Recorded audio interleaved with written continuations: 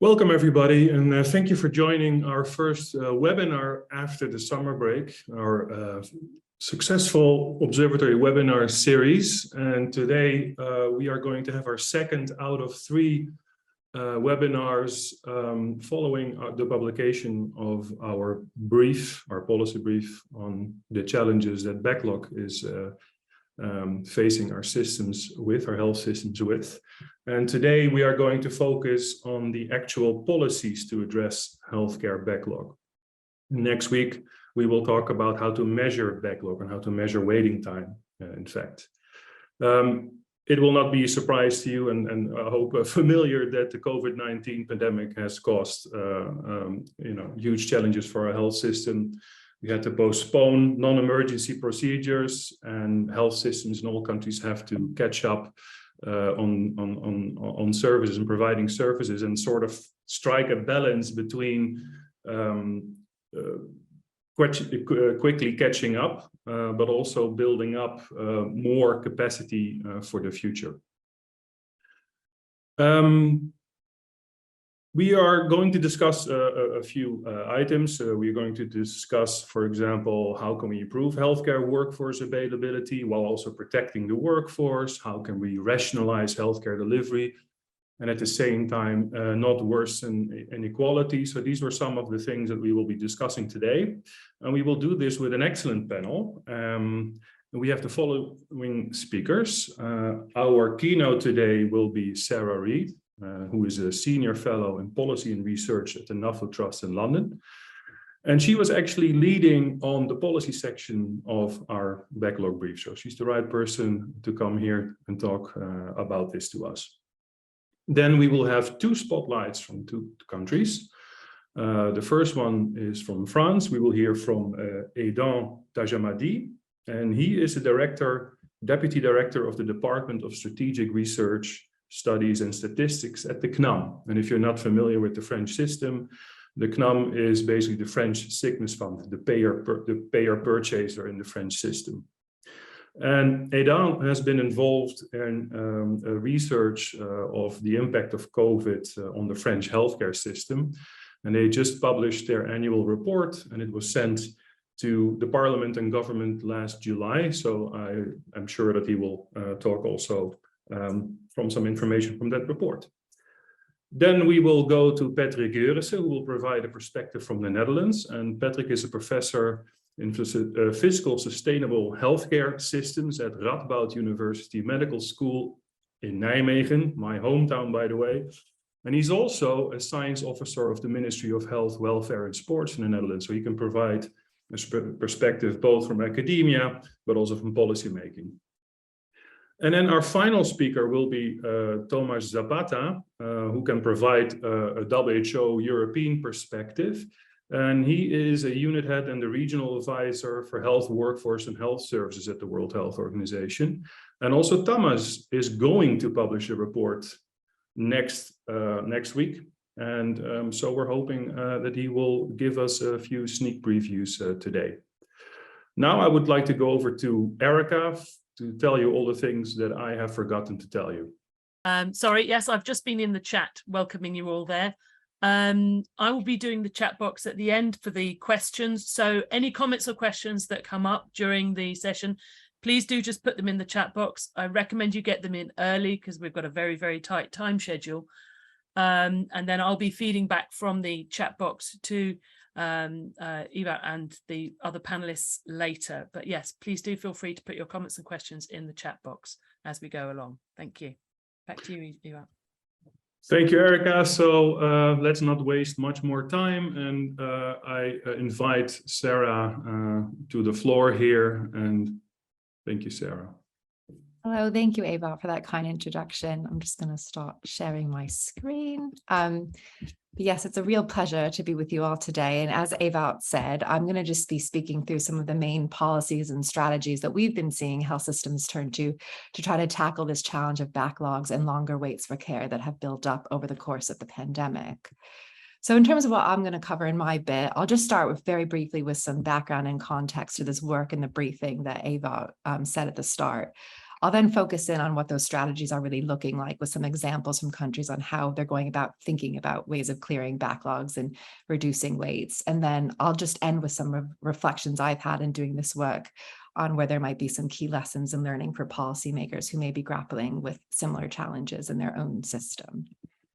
So just very briefly then, what we did and why we did it. So as Ewout said a bit at the beginning, throughout the pandemic, the Nuffield Trust and other colleagues have been working closely with the European Observatory to try to benchmark and really understand what's been happening to non-COVID health services throughout the pandemic. We know that many health systems and countries had to make very difficult choices at different stages of the crisis to defer or cancel routine and planned care.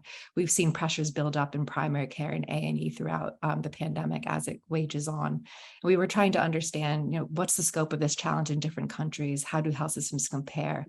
Where there are similar challenges, what have been some of the policy solutions and strategies that health systems are now turning to, both over the short and long term, to not only restore access to those services that have been canceled or disrupted during the pandemic, but also think differently about what health systems might need to do in the future to build resilience and enhance future resiliency so that they are better prepared for future shocks that might come in future years.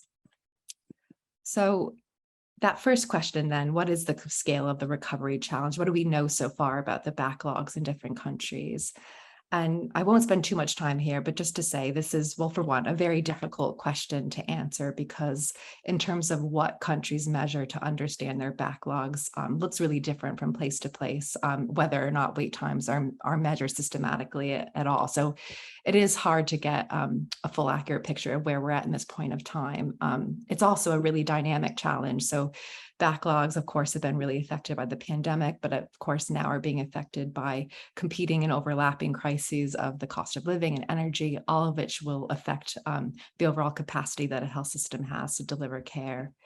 But with that context and those caveats in place, I will say that, in every country we looked at in this review, virtually every single one of them had to disrupt services in some way. So across the board, more patients are waiting and waiting longer than they were before the pandemic, though there is some variation of note, and that's what this very busy chart here is getting at. So this is based on survey data in the EU, but you'll see kind of, the number of patients who have reported disruptions to their care varies. On one side, we see countries like Austria, Germany, or Denmark, maybe hovering around 10 to 15% at different stages of the pandemic, and that looking different in other countries where it reaches between 25 and 30. And there's lots of reasons for that variation, but one that's quite obvious but worth saying is that some countries that have been better able to contain the virus throughout the pandemic have seen less marked increases to their backlogs and wait times over time. But we also seen that countries that entered the pandemic with long waits and backlogs already have seen those challenges only be exacerbated and are now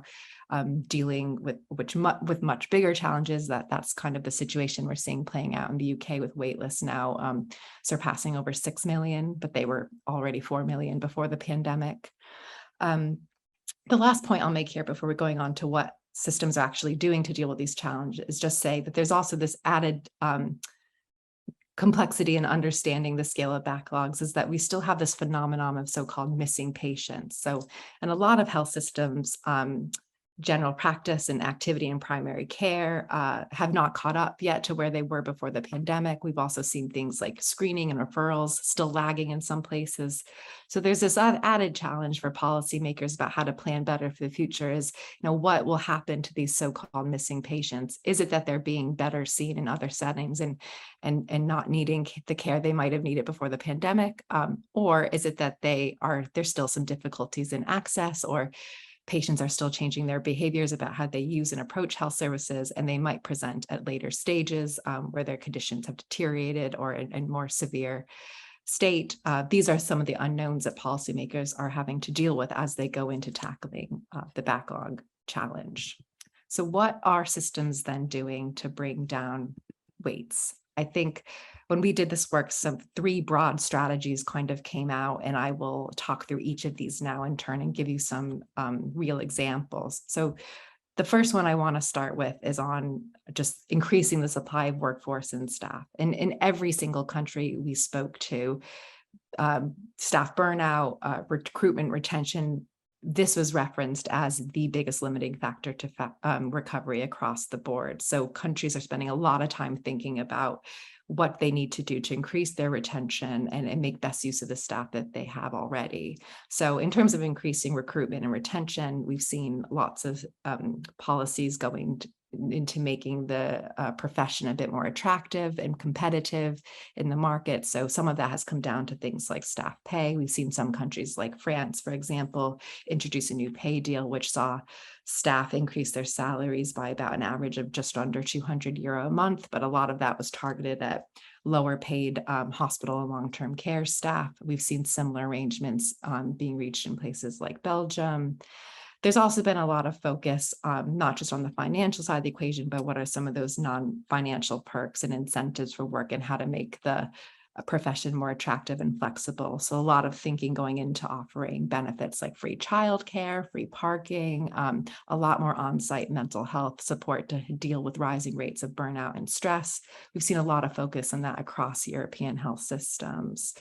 But I think there's a real acknowledgement that building your workforce takes time. There's no easy quick fix to that. So there's, increase on reliance on some things like international recruitment while countries try to build their domestic workforce supply. But there's also a lot of things being thought about how we make best use of the skills that we already have in the systems that exist. So I'll give you one example. In Spain, when we were working with some health systems there, we heard from some clinical teams in Catalonia, for example, where one of their biggest bottlenecks that is preventing their progress on the backlog is just the fact that they don't have enough anesthetists to do the surgeries they need to bring down waits.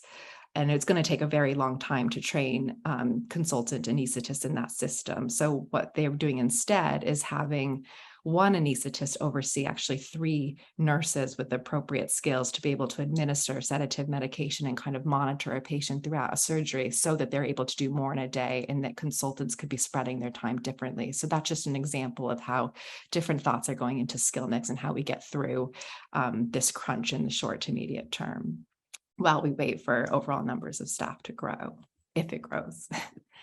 So I think then the next bucket of things I'll speak to now, there's a lot of thought going into how do we actually just improve productivity and capacity and demand management in the system. So a lot of this is just going back to the basics of good health system management. A lot of these strategies you'll see on the slide are things that health systems have always been doing and thinking about to some degree, but they've been taking on new urgency and meaning in the current context. So some examples of that, I think there's been a lot of focus on how we can, where possible, extend hours of care, just doing more procedures in a day. So we've seen some health systems like here in the UK and in Ireland, for example, doing a lot more weekend clinics where they'll do low risk cases and just do many more on a Saturday than they normally could. So that just helps reduce the wait list in the short term. We've also seen health systems that have a mix of public and private provision, relying a lot more on that private capacity to kind of create extra staffing and bed capacity where they don't have it. That's again happening in the UK and Ireland to a great extent. I think there's also a lot focused on kind of the demand side of the equation and how patients access care differently. So we've seen lots of health systems, and this is happening, I think, again, in Spain, France, Italy, some of these systems we've worked with where hospital consultants are actually going through their wait lists and seeing who really needs to be here. Is this procedure still the most appropriate intervention? Are they able to be better managed in primary care or other places? Just doing that wait list management in different ways. I think for patients with long-term conditions that used to have standard routine follow-ups, changing thinking around that and moving to more so-called patient-initiated models where patients only call up and have an appointment as and when they need it versus having that standing routine check-in with a doctor. We've seen that happening in a few places like Denmark and Sweden and the UK. But there's trade-offs and things that I'll get into in my final reflections between each of those those interventions and how we balance the tensions of, what we do in the most to increase our capacity without storing up problems that might come up in the long term. And speaking of long term, I think the last bucket of interventions has really had to do with increasing investments to help enhance future health system sustainability and resilience. So we've seen health systems take really different approaches to their funding, thinking about what are the capital infrastructure needs for the future? How can we invest differently in the different models of care we're approaching to build in capacity and take more pressure off hospitals where that's possible to do. So we've seen lots of systems in part backed by EU and European Commission funding, health systems investing lots in kind of upgrading their facilities. A lot of the models we've seen turn to during the pandemic, digital first and expansion of telemedicines, health systems investing even more in those capabilities so that we can have, avoid patients having to come in for appointments and really building off of that progress from the pandemic. Interestingly, we've also seen, where a lot of the conversation has been on backlogs and surgeries and hospital care, we've seen health systems actually investing quite heavily in primary and community care capacity. So, for example, we've seen Italy using a lot of their recovery funds to build up community diagnostic hubs and home first approaches and building lots more facilities and moving more staff into the community to help see more patients closer to home and out of hospital where possible. So I think just in my final reflections here, I think on that last point, some lessons that might be interesting for other policymakers that are dealing with similar challenges. I think one thing that's come clear is just it's been an asset for health systems when thinking about backlogs, not to just think of any one part of the backlog in isolation. So yes, a lot of the data is around hospital waitlists and surgeries, but to really recover those waitlists, social care, community care, primary care, A&E, all of these services need to be recovering at the same time. So I think we've seen a lot of success in countries that have thought more comprehensively and holistically about the challenge and have been putting investments in staff, not just in hospitals, but thinking about the whole system and what's really needed to help bring down those acute pressures. I think secondly, I've mentioned this a bit about balancing tensions, but I've said it already when introducing workforce, but I think it's a point that cannot be understated is just how pressing and urgent the workforce challenge is to all of the conversations we have about backlogs and recovery. It's no good having more staff and it's no good having more beds and equipment if you don't have the staff to operate them. So, and we're seeing real increases in burnout and more staff leaving the profession in some countries than they were before the pandemic. So this is really worrying. And I think one of the challenges has been that a lot of health systems didn't enter the pandemic with really sophisticated workforce planning or data in place to really be able to predict and plan for future healthcare needs. So there's really interesting conversations and urgent conversations happening now about how can we be much better about planning for our staffing needs and what do we do in the interim, given that this is going to take a long time to resolve.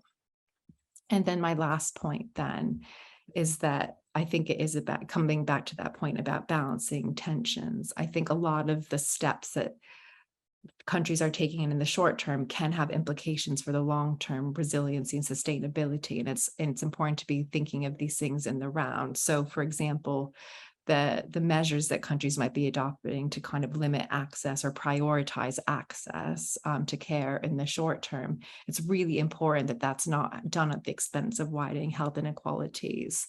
And that's where we see there's not always great data on that as well about, which patients are experiencing the longest waits or having the biggest access issues. It's just really important that that is front of center of the choices that the decision makers make in terms of how to tackle the backlog, that those things are not made worse as a result. So I think I'll stop there now, Ewout. just in closing, before we hear from our country speakers, I just want to say, so a lot of these findings came from the briefing that Ewout mentioned at the beginning, that's now here on your screen. I think Erica helpfully put a link in the chat. There's also the work that Nuffield Trust did earlier on kind of our learning for the UK on what other countries are doing on recovery. So please do a lot more detail on the case studies, examples, and learning in both these resources, and really looking forward to hearing from our country experts. Thank you very much, Sarah, for kicking us off. And a very good overview. I also worry about all the competing demands we have. I'm curious what our speakers from France and the Netherlands have to say about it, or whether we'll get back to that in the discussion. I would now like to go to Aidan, if you can put your camera on and give your perspective from France. Yes, thank you very much for the invitation. I will speak without slides, and I apologize for my voice because I have some virus, or hopefully, luckily not COVID, but has been infected by a little flu. Thank you very much. So maybe just a few thoughts and feedback from France. There will be so much to talk about. I will probably focus on what, as the Social Health Insurance Fund, we are working on, namely primary care and a bit of public health.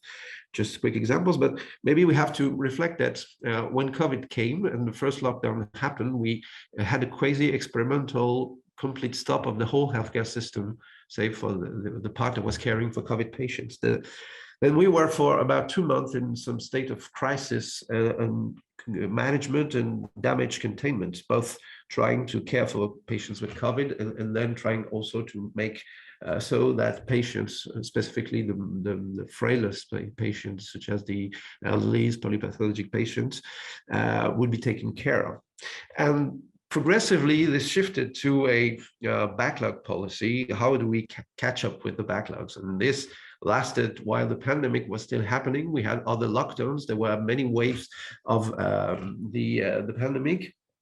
And progressively, we managed to somehow catch up most of the backlogs. That is, that we went back to the levels.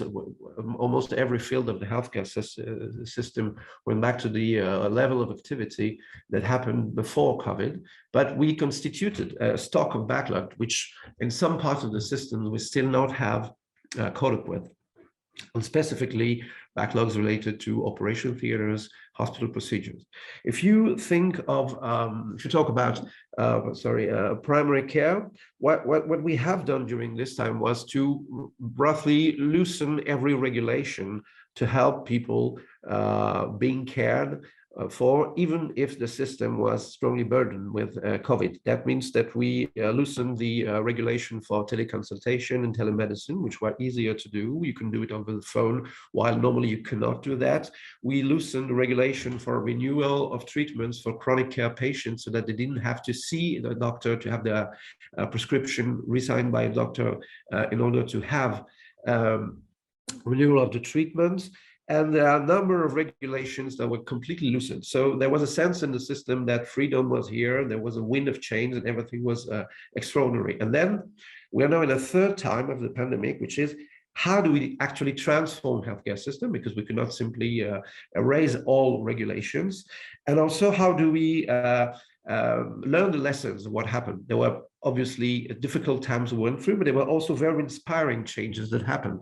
And specifically, if you talk about primary care, what we saw is that while historically French healthcare system in primary care is very centered on silo between the doctors, the nurses, and other healthcare professionals, we saw that multi-professional teams were very helpful to catch up with the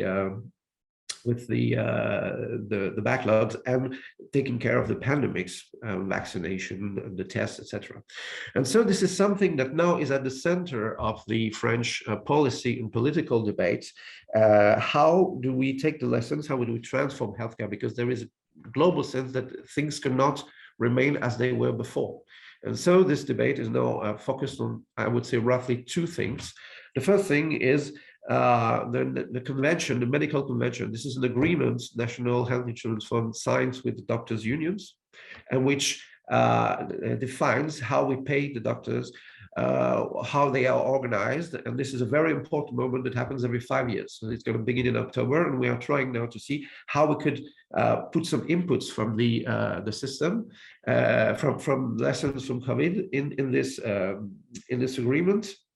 I think many of the things that Sarah reflected on about how do we transform the care provision, care organization, are things that we're working on. So it's very relevant to the French situation. But there is also another very important political issue for the whole healthcare system, which is called the Conférence des Parties Prenantes, which is stakeholder conference, which will reunite every stakeholder of the healthcare system, whether you talk about primary care professionals, public health, and hospital, and therefore it's going to be a very important discussion on how we can redesign the French healthcare system.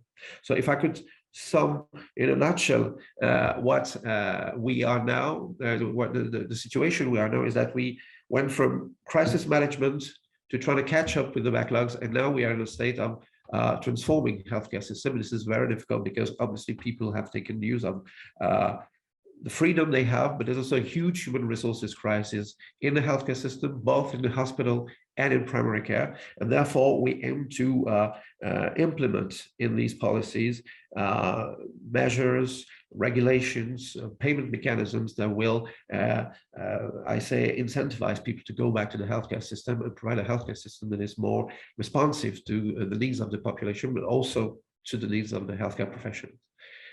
Would be probably longer on this, but I only have 5 minutes, and we have the report, fortunately in French, but I think there are so many French speakers or translators here, and you can have other information on this. Thank you for your attention. Thank you very much, Aidan, and indeed, but we'll hear from you more, and I think people can read the report, and with all the translation engines available, that shouldn't be a problem. Let's move to the Netherlands now. Patrick, the floor is yours.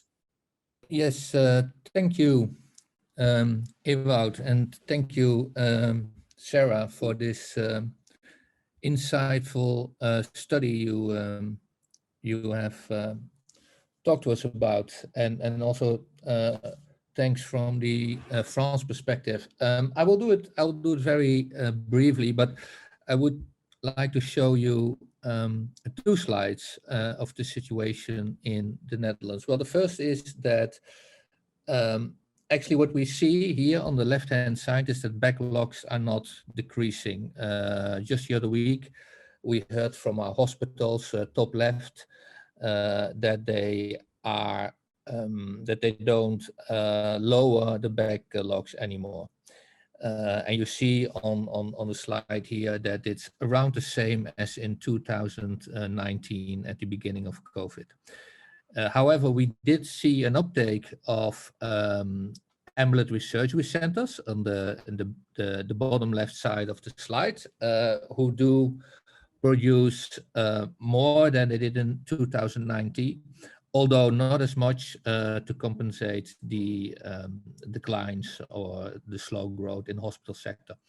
Exception is, and that's probably where the backlogs are the most severe, is mental health. You see it on the right-hand slide. You see that all the red lines are going up, especially for younger people, and that's actually where at the moment backlogs are the highest, also for more severe mental health disorders, partly of course as a result of COVID.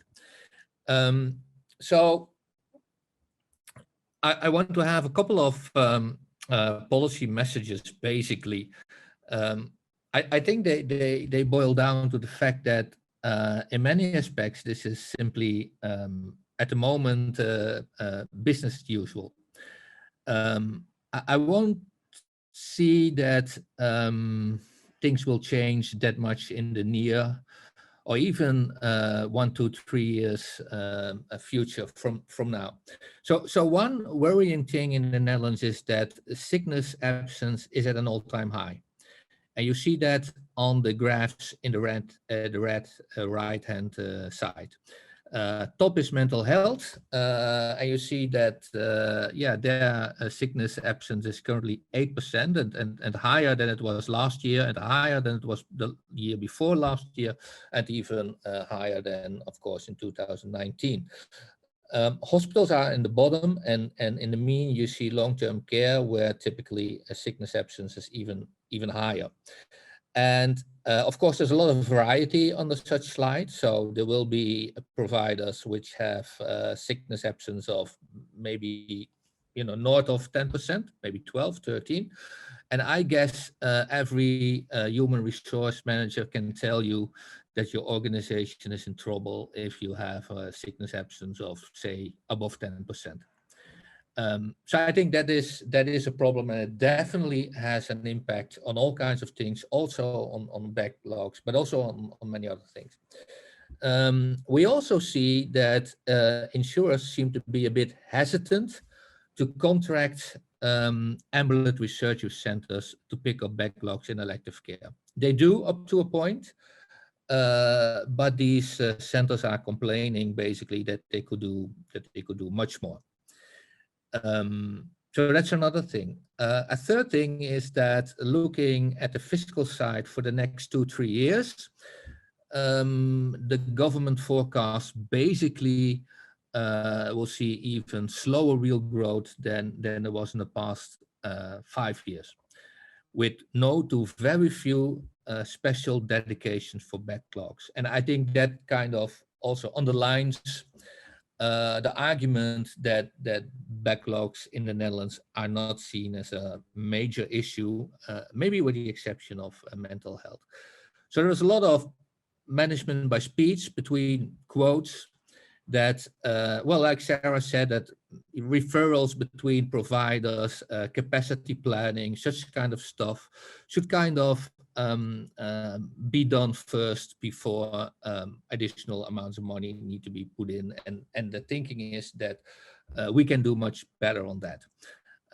That's being underlined basically by a very strong policy narrative, at least in the Netherlands. I sometimes have the impression even more in the Netherlands than in certain other countries, that there is a huge amount or substantial amount of low value care, inappropriate care. And that, seeing from that perspective, it might not even be that bad if elective care surgeries, for example, are a bit more on the lower side. So once more, mental health is definitely an exception and does get a lot of special attention. And it's also where the backlog is the highest and waiting times are very low. And to end up, I think other crises are on the political hats at the forefront now in the Netherlands, other countries, inflation, Ukraine, other ones. And that kind of also means that healthcare gets a bit of less attention. A lot of money is needed to compensate all kind of groups, lower income people, other groups that are hurt by energy prices, etc. So and I see that will not stop in the next 1-2 years. So I foresee very few additional resources for backlogs. Actually, I think that the inflation might provide an interesting new kind of sets of habits on the provider indexes. So provider indexes, of course, are updated with inflation and all kind of stuff, which is a very technical exercise, I guess, in most countries. And I think that what strikes my mind is that would that give us or give insurance companies, the government, other payers some possibility for, say, invisible cost containment by not updating these indexes with the full costs that are being bore by providers. So I leave it with there. So thank you for your attention. Thank you very much, Patrick. Very interesting points you're raising here. Also really new points that, inflation that is also challenging our health systems, and perhaps a new subject that we should be looking into. And therefore the whole range of topics post-COVID is just expanding all the time. Let's move now to Thomas. Thomas, the floor is yours. Thank you so much, and I think we have seen that shortages of health workers have been the major cause of disruption of health services and generation of backlogs.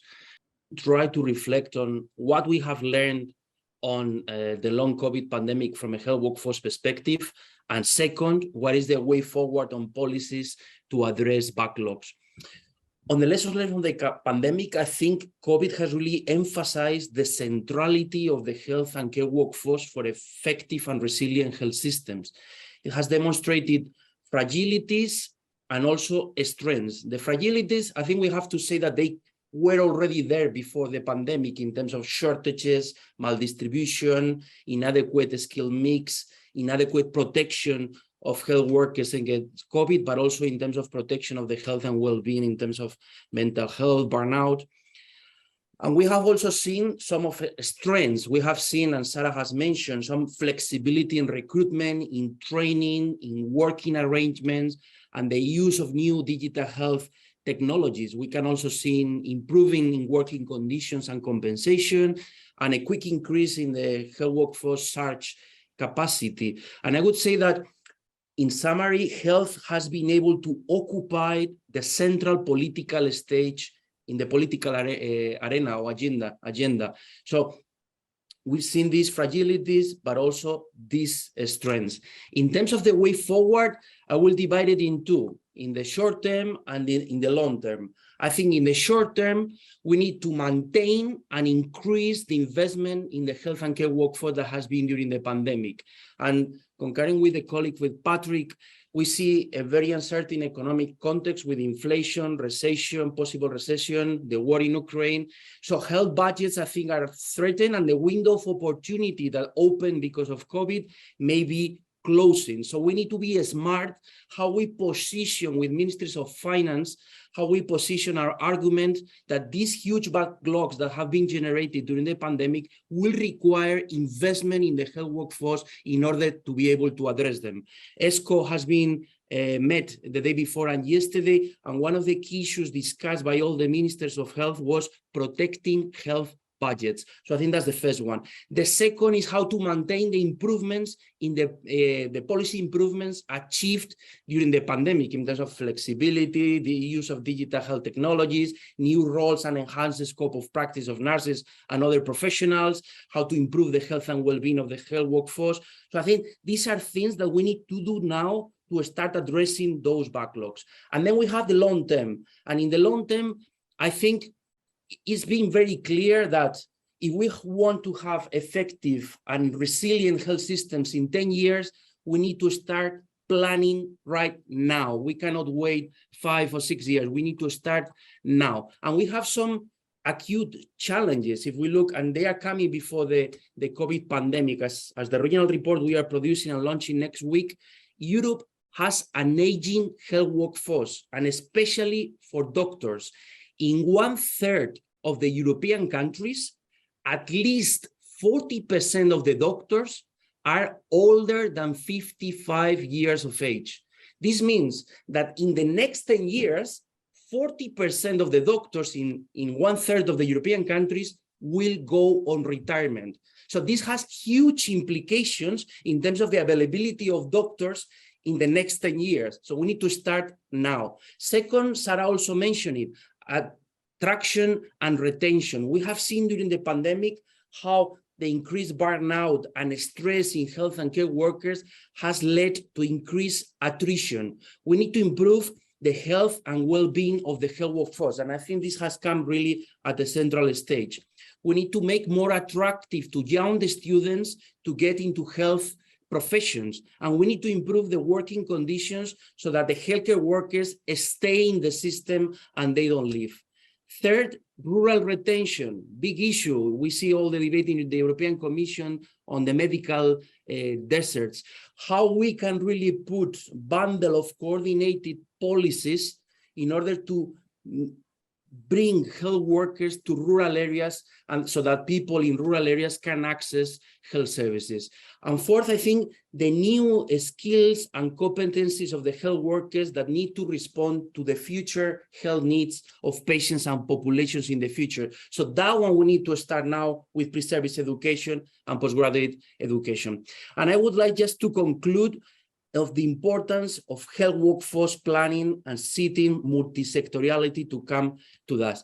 And just to conclude, I would like to share quickly just a snapshot of the regional report that we are launching next week in the regional committee in Israel. So I really encourage you to access if you want to participate online or reading the report. It will be available from Wednesday, 9 a.m. in the morning.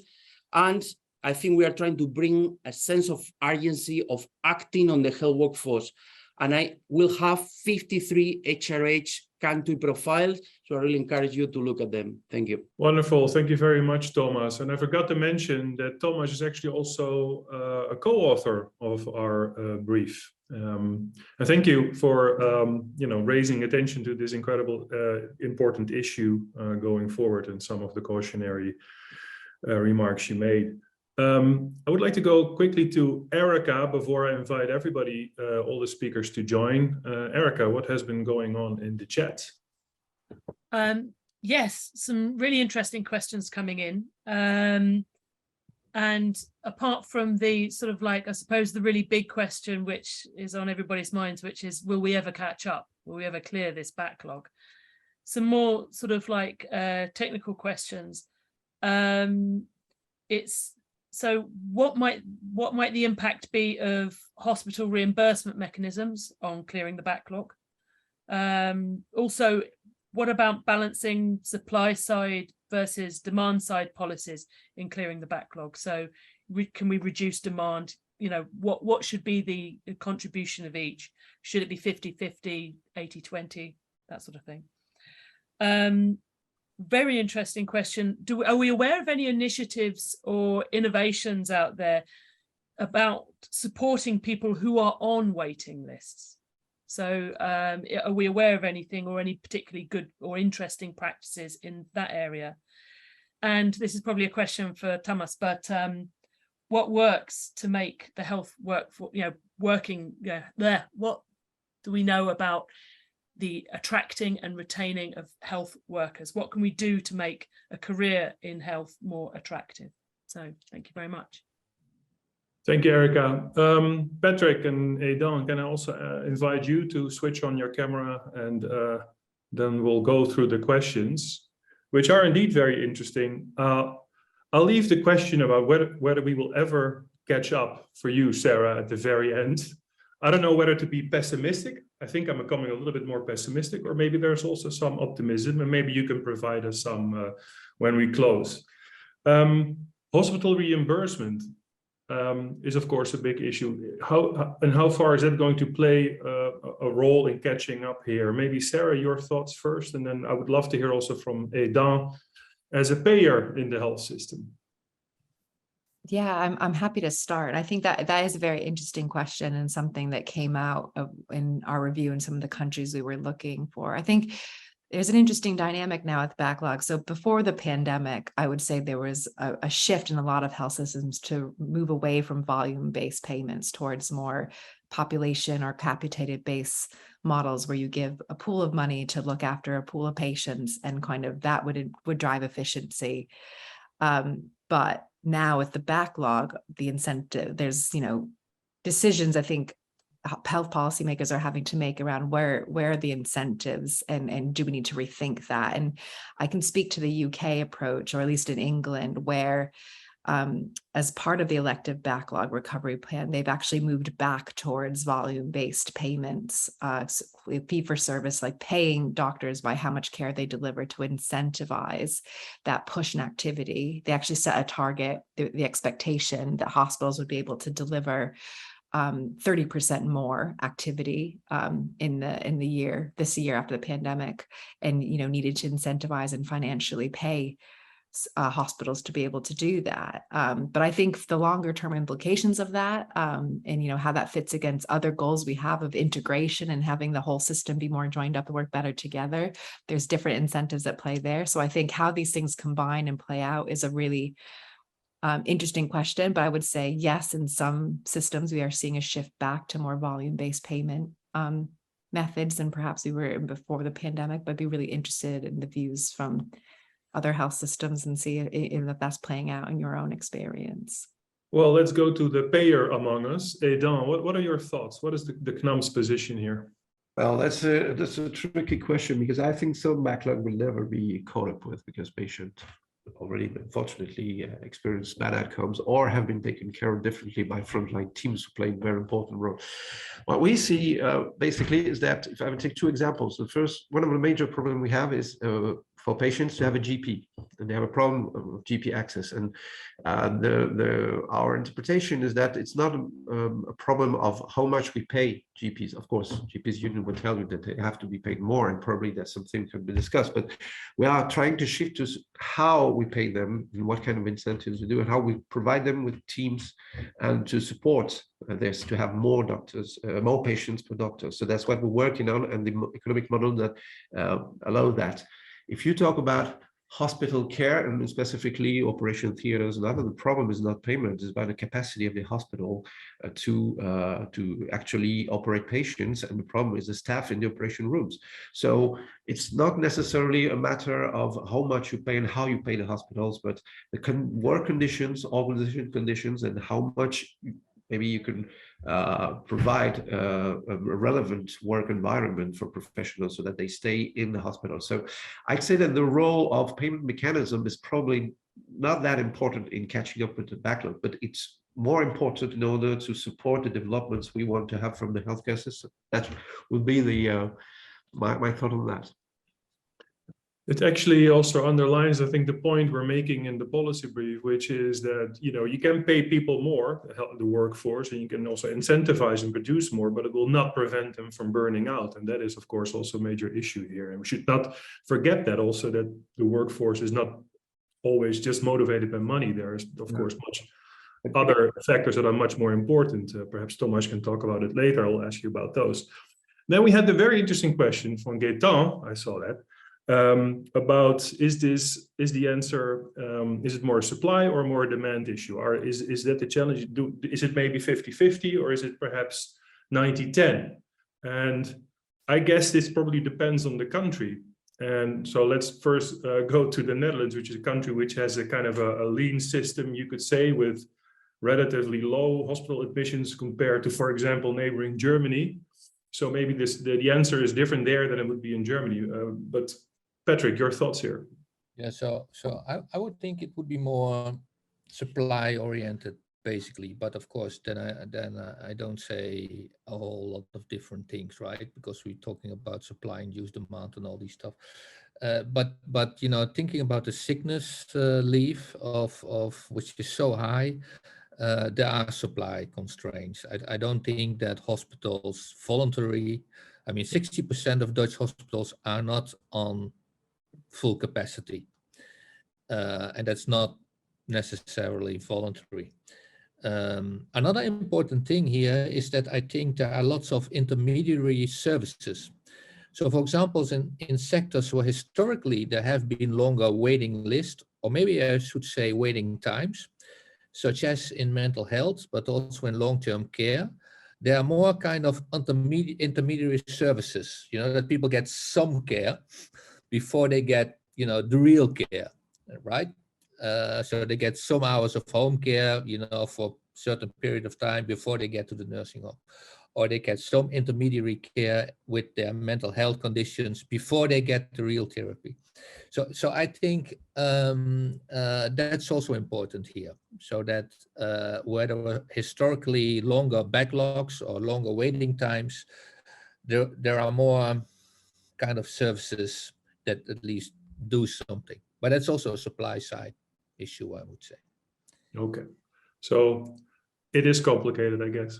But yeah, probably really depending on the country at hand, and there's no, simple answer to this question, I assume. Thomas, let's go to you. You heard somebody posing the question, which policies work? Is it too early to really know? I mean, we've seen many initiatives, but do we need more time and research to figure out what has worked and what doesn't? Or do we already know this? And in that, how important is it to know also what motivates, what are the main motivations of the health workforce? Maybe you can talk about that a little bit.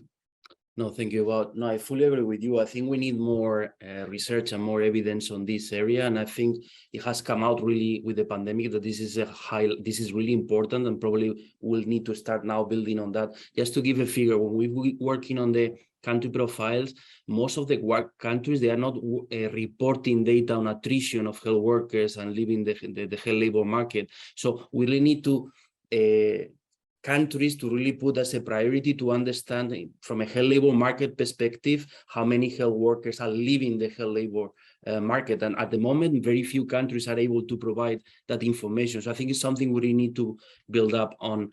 And in thinking about things that could work, I would say that I think the issue of improving working conditions, and I said before, I think this is really important, because at the end of the day, we have health workers with a high workload, with inadequate working conditions that are stressed out, and we have seen on the pandemic that they have been exposed to increased risk of getting COVID, also increased risk in terms of mental health. So at the end of the day, people leave the health workforce, and we have some tips on this. In the SARS 2003 pandemic, we saw how nurses left the health workforce at the time, and we didn't learn those lessons, and then we are experiencing again right now. So I think working in that component, I think is important. On the financial part, on the remuneration, I think that's also another component. But as Ewout was saying before, it's not only the financial, it's also the non-financial. And the second part I think is important is the communication part. How we communicate to the society, to the young generations, that getting into a health profession is something attractive, is something good. We have seen during the pandemic in many countries the clapping for health workers, and I think that really positioned health workers being proud, having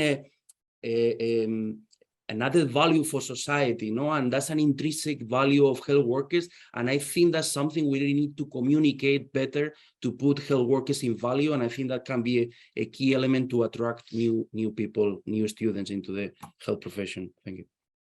Maybe as a final question before we start wrapping up, to all of you, to all the panelists, is the question about how can we support those people that are on the waiting list? Are you aware of any policies here, or should we think of developing some? Can you think of some initiatives here? So if any of you have an idea, I would love to hear.